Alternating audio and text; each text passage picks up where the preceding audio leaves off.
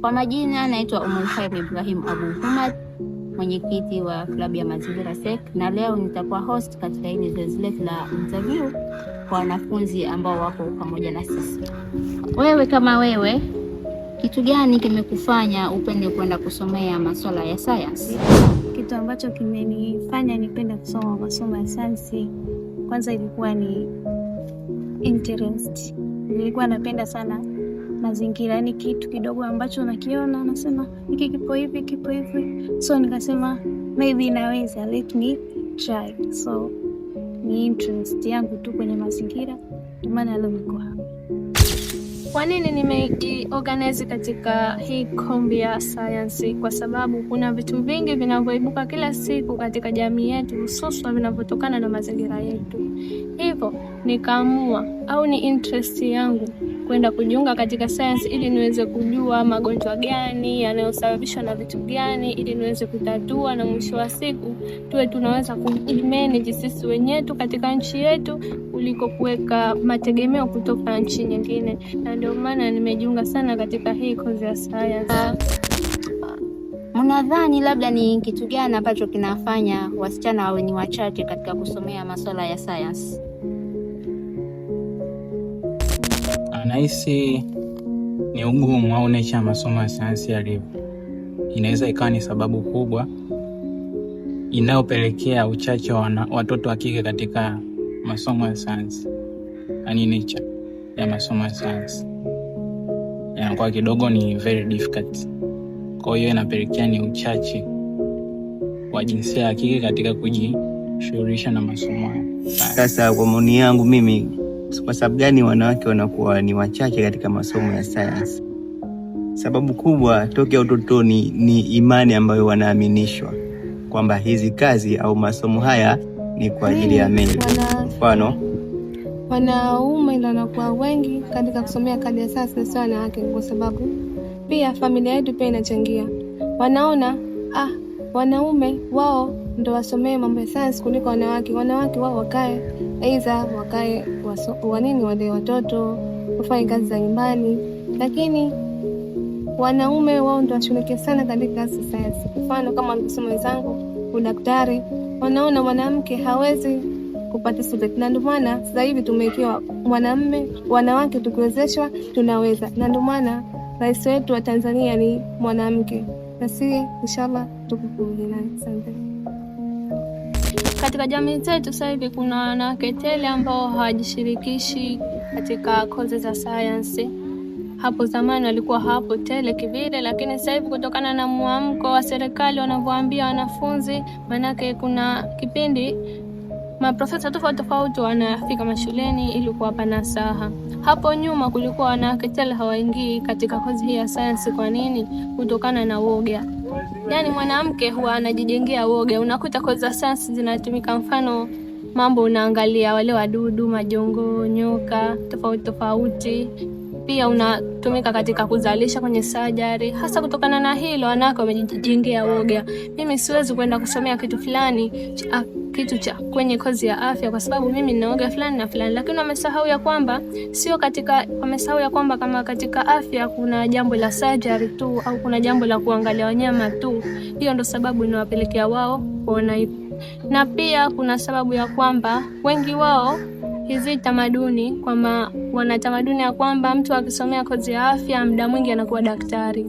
Unaweza ukasema mwanangu mimi anasoma kozi ya afya, watu washajua kama huyu ni daktari.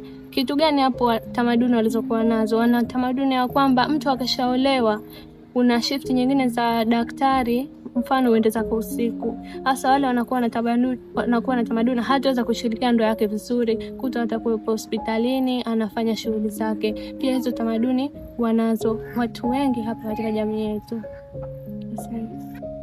Kama tulivyosikia wenzetu walivyoweza kutujibu kuhusiana na swali ambalo tumeuliza, sasa hivi tunaendelea na swali linalofuata ambalo linauliza, je, katika mazingira yako uliokuwa unasoma masuala ya science uliwahi kuona discrimination yoyote au gender bias sehemu ambazo ulikuwa unasoma? Kwa sababu tunajua bila mwingine kuna ile bias kati ya gender.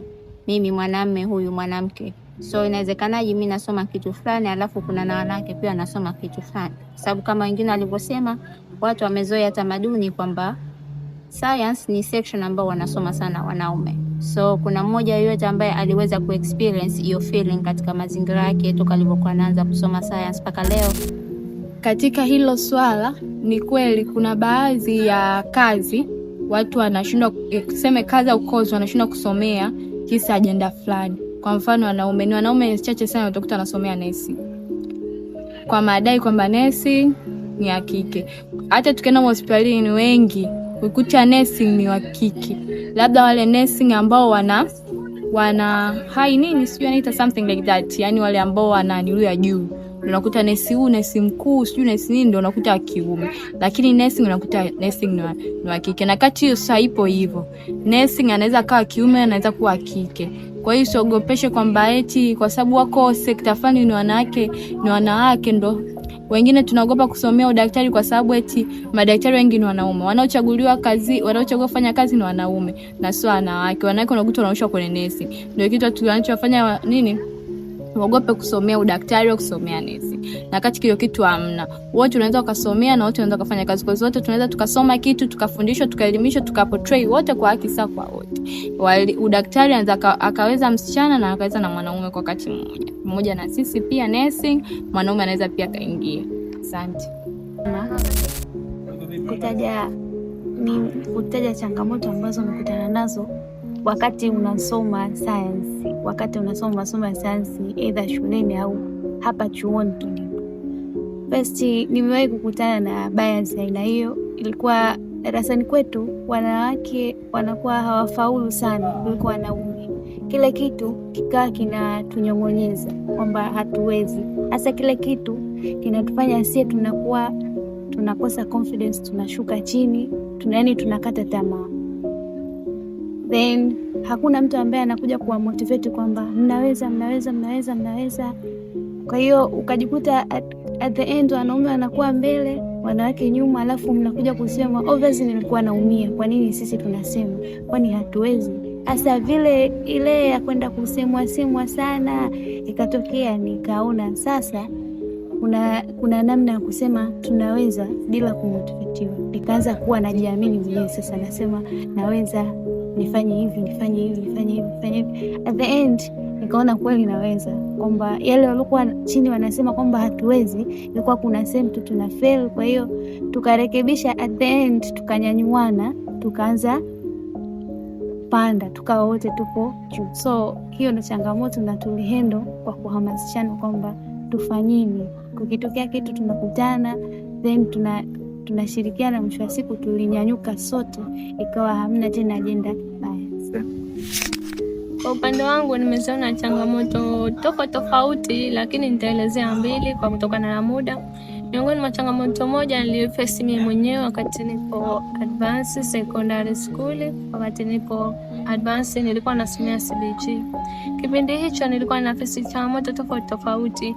Maana kuna kipindi tunatolewa mbele tukafanye kazi ambayo ni chemistry. Chemistry ni miongoni mwa somo la science. Unanikuta mimi nilikuwa natoka mbele kwa kujitolea ili nikafanye ile kazi, lakini nikilikosa unakuta wanaume wanafanya nini? Wanacheka. Hiyo inaonyesha pale ni gender bias. Lakini sikuachana na bali nikatumia mbinu tofauti ili kulihendo. Mbinu hizo sikuweza kuzifanya peke yangu, bali tulijiorganize watu 5 wanawake ambao tulikuwa tunakaa katika nyumba ya mwenzetu, tunapitia masomo. Mwisho wa siku wale wanaume ambao walitucheka wakawa wanaambizana, grupu lile mimi siwezi kulifanya nini? Kulipita. Akianguka huyu anapasi, akipasi huyu anaanguka. Ndio kama hivyo. Inshote walikuwa hawezi kutupita, na mwisho wa siku tunashukuru alhamdulillah tukapata matokeo mazuri kabisa. Na pia upande mwingine niliona jambo hilo, mfano unakuta skuli ina kombi tofauti. Mwanamke akajiorganize kwamba mimi nataka nikasomee kombi hii hapa, ambao mwisho wa siku nitakuwa engineer. Kuna engineer wa majengo, kuna engineer tofauti. Hasa mwanamke aliposema tu nataka nikajiorganize kwenye kozi ya engineer wa majengo, wanaume wakaanza kumcheka. Kwa nini? Kwa sababu ipo tamaduni ambayo inaendelea kila siku, tukienda mwanamke hawezi kujenga nyumba. Na hata si miongoni wetu tunaweza tukamwona wanawake pia tuseme tukawacheka kiupande fulani, baadaye tukija kurealize kwamba mwanamke anaweza kufanya kitu chochote. Ndio hivyo tu, asante. Kama tulivyosikia watu tofauti kwenye experience zao ambao wamezipata kuhusiana na swala la gender bias kwenye mazingira yao. Sasa hivi tungependa kusikiliza wanashauri kitu gani kwa wanawake ambao wako kwenye community lakini pia majumbani, na wao pia ambao walikuwa na interest za kusoma science, wafanye vipi ili waweze na kufanikiwa kwenye kufuata ndoto zao wanataka kuzitekeleza katika section yetu ya science. Na washauri wanafunzi au zaidi wanawake wanaokuwa nyuma kwenye masomo haya ya science, wasome kwa moyo mmoja, wajitoe, wasiangalie changamoto za wazazi, mitazamo ya watu, vipaumbele walionavyo wanaume. Yani wasiangalie vitu vyote hivyo, wafocus, wasome kwa bidii, wafuate sera ya Mama Samia, tusiwezeshwe tunaweza. Asante. Kwanza kabisa napenda kutoa wito wangu kwa wanawake wote, wasichana wote ambao wako nje, ambao wanaamini kozi ya sayansi labda hawawezi au vitu vingine, wasifuatilie kitu chochote. Kusoma sayansi raha, hakuna raha kama kusoma sayansi. Kusoma sayansi raha sana.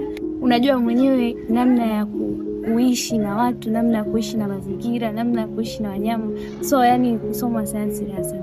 Wito wangu waje kwa wingi, wasisubae, waje na wasisubiri kuwezeshwa, ajiwezeshe mtu mwenyewe wake. Aje mwenyewe. Ushauri wangu mimi pia ni kwamba waachane na zile mila na desturi potofu ambazo zimekuwepo zinawaandamanya watoto wa kike kutojihusisha na masomo ya sayansi. Kwa kufanya hivyo, ina maana wasichana watakuwa hawatajifiri tena inferior. Ina maana watagain confidence, then watakuja kujiunga katika masomo ya sayansi kwa wingi. Kwa kuendelea na ili tuwafanye wanawake nao waweze kusoma science, jambo jingine ni kuwa tupeleke ushauri katika jamii. Tupite skulini, tupite katika majiji, katika skuli hizo. Ina maana tuactivate na wao ili waweze kusoma katika hizi kozi za science. Tayari mpaka hapo. Mani, tumefika mwisho wa zoezi letu. Kama tulivyowasikia wenzetu wametoa experience tofauti ambao wameweza kukumbana nazo katika mazingira yao ya kusomea science, lakini pia wanaume nao wameshauri kuonyesha kwamba sasa hivi support ipo ya kutosha kwa ajili ya watoto wa kike waweze kujiunga katika mazingira ya science. Kwa hiyo ushauri wetu mshausikia, tubakia ni wenyewe kuamua kuchukua jembe na kuingia kwenye shamba ukalime. Je, wewe mwenyewe uko tayari kujiendeleza na ndoto zako katika science? Wewe kaa chini, fikiria, tafakari. Dunia ishafungua mikono kwa ajili yako, wewe mwenyewe tu ni kukumbatia hiyo fursa na kuendelea na ndoto zako. Asanteni sana. Kipindi chetu cha leo kinaishia hapa kutokana na muda, ila usisahau kutufuatilia zaidi, tutaendelea na topic tofauti mbele. Asanteni.